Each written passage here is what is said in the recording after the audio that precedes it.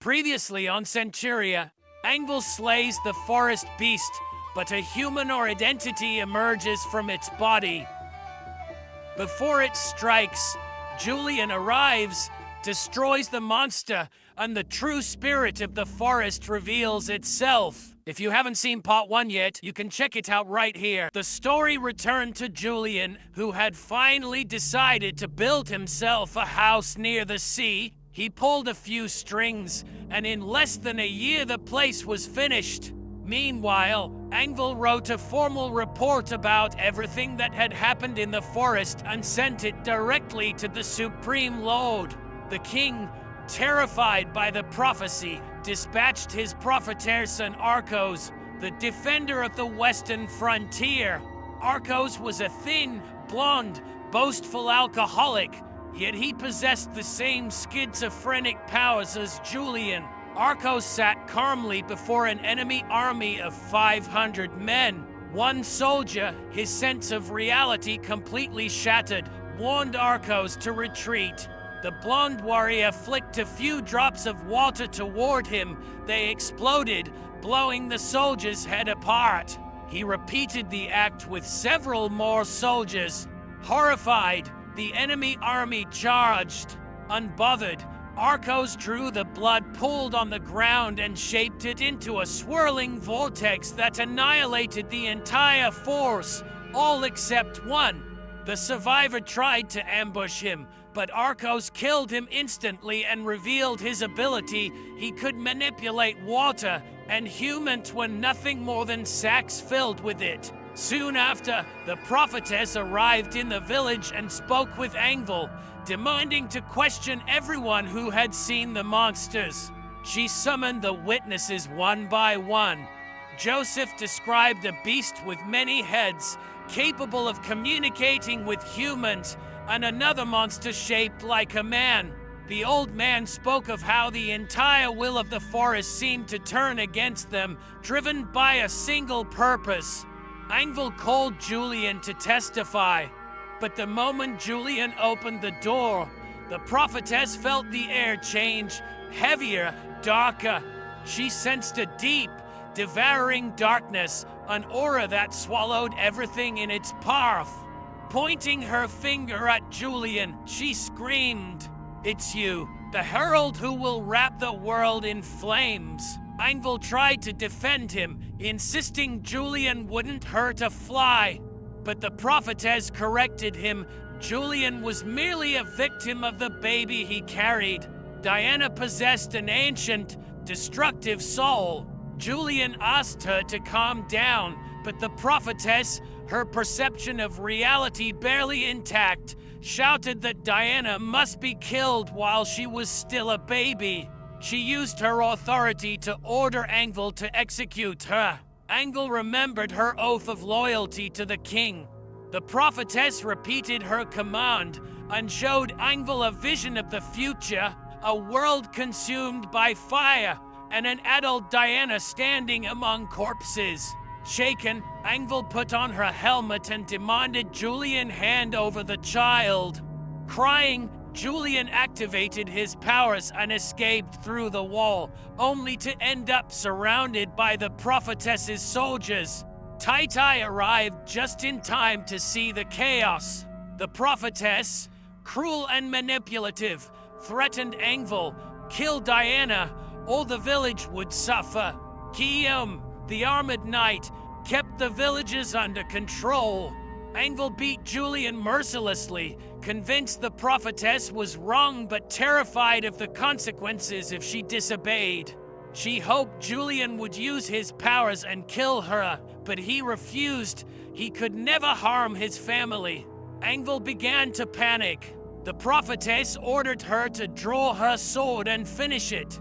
It became clear the prophetess was completely unhinged. She had orchestrated the entire spectacle just to test Angval's loyalty, but Joseph and his wife stepped forward, crossing the line.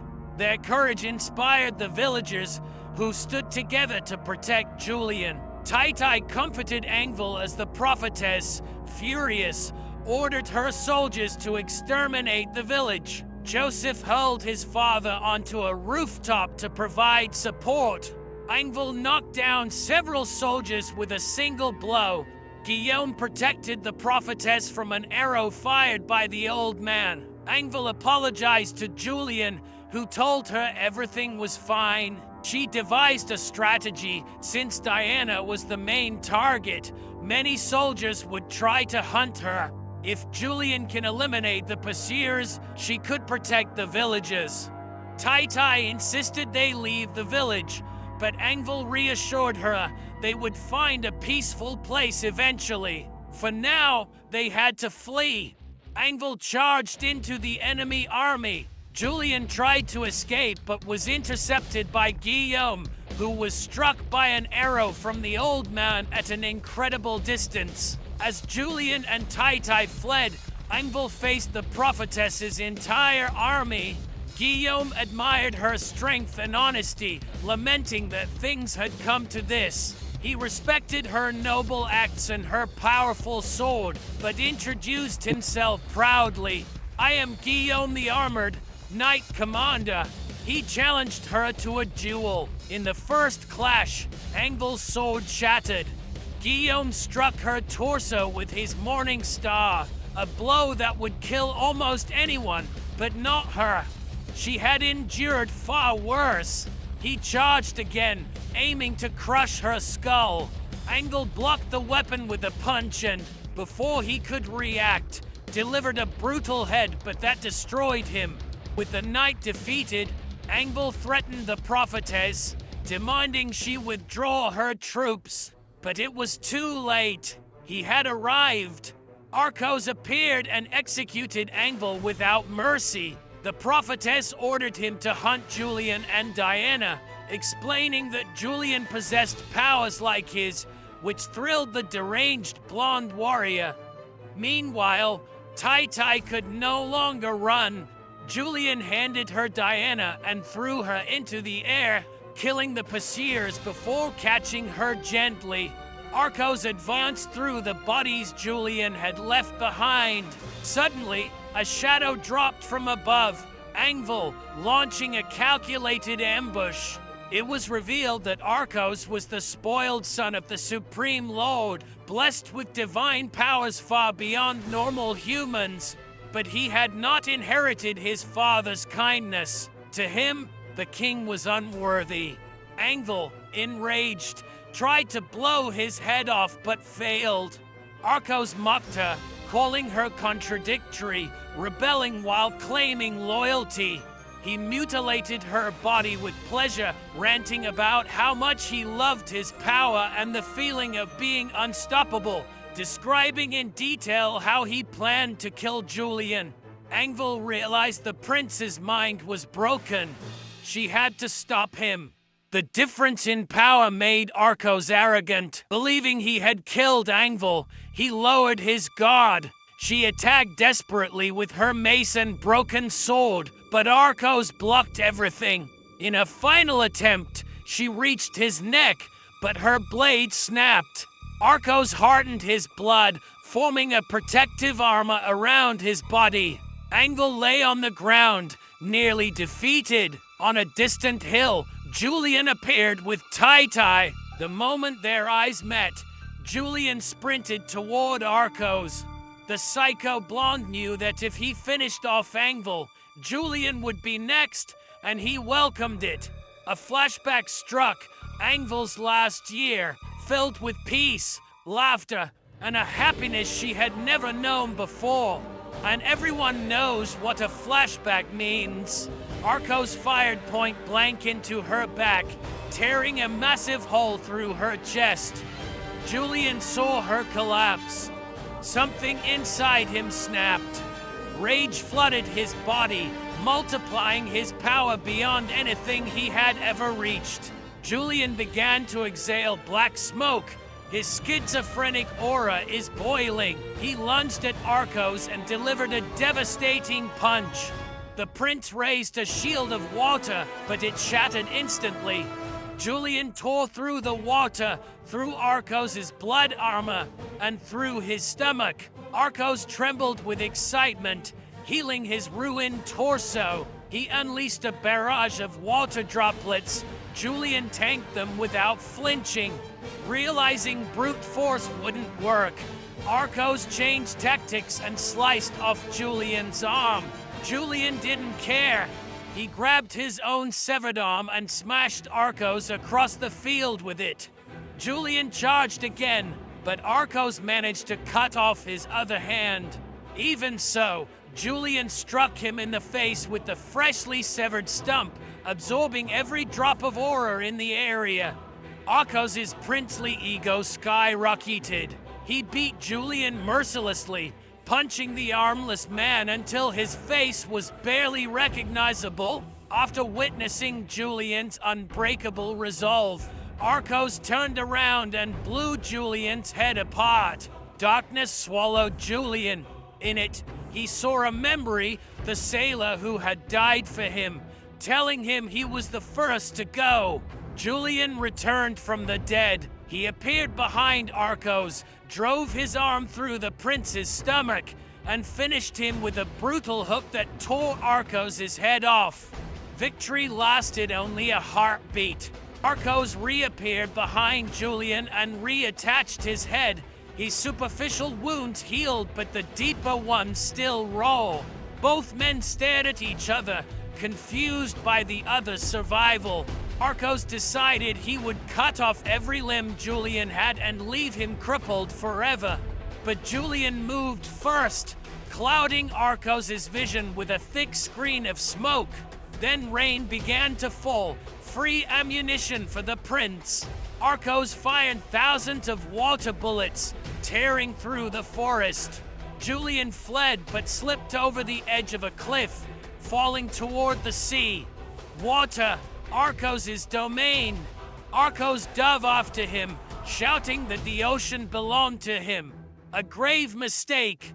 Julian looked at him calmly as they fell. Back in the village, the defeated prophetess demanded to be taken to Julian and Diana. Meanwhile, Arcos continued ranting that the oceans were his kingdom. When they hit the water, he entered a frenzy, unleashing a massive surge of marine currents. Julian emerged from the chaos, unfazed. He told Arcos he knew the prince had been trying to lure him into a trap. But Arcos sensed something was wrong, and Julian began to understand it too. Julian punched Arcos so hard he sent him flying. Before Arcos could fall, Julian caught him midair and struck him again. Arcos retaliated with a colossal whirlpool. It did nothing. Terrified, Arcos tried to escape, but the ocean entity that had once blessed Julian appeared. Arcos froze in fear. Julian confronted the entity, which took Myra's form, and asked Julian to call her a mother. Julian was horrified. While they argued, Arcos attempted to flee. The entity shattered his air bubble, and Julian warned him not to even try. Arcos belonged to him now. The blonde prince tried to swim upward, desperate to escape the abyss. But Julian, moving like a creature born of the sea, grabbed him by the ankle. He dragged Arcos into the depths and ended his miserable life. Just as the prophetess and the villagers reached the battlefield, Julian emerged from the ocean holding Arcos' severed head. He tossed it at the prophetess and warned her they would abandon the village, and if she ever pursued Diana, she would share Arcos' fate. But then Julian reconsidered. Killing her now would solve everything. He wrapped his hand around her throat, and she screamed that if she died, the kingdom would punish the village. Julian hesitated. He ran to Angval, who lay in Taitai's arms. In the most heartbreaking moment yet, Angval took her final breath. Fly far, my loyal knight. The village prepared Angval's burial. Julian blamed himself for her death, remembering the sailor's words that he had been the first to die on that ship, meaning the soul that had died back then had been Julian's. The prophetess finished her report in the king's council chamber. The supreme lord sat with his personal guard, and for sorceresses, He called his son's death unfortunate. The prophetess, slipping into madness, suggested taking the village hostage and killing them one by one until Julian appeared. The king exploded in anger. He would not sacrifice his people. Arcos' sister, Lacrima, mourned her brother in anger. Ignoring the king's outrage, the prophetess ordered the royal guard to recruit the strongest fighters in the nation, regardless of their past. The child of prophecy had to die. Back in the village, Julian announced he would leave with Diana. Tai insisted she would go with him. The prophetess forged an alliance with the sorceresses to hire more mercenaries. Julian, Diana, and Tai left the village behind, already thinking about crossing the border into the neighboring country. And that's where this part of the story ends. If you enjoyed the video, make sure to leave a like and subscribe so you don't miss the next chapter of Centuria. Thanks for watching.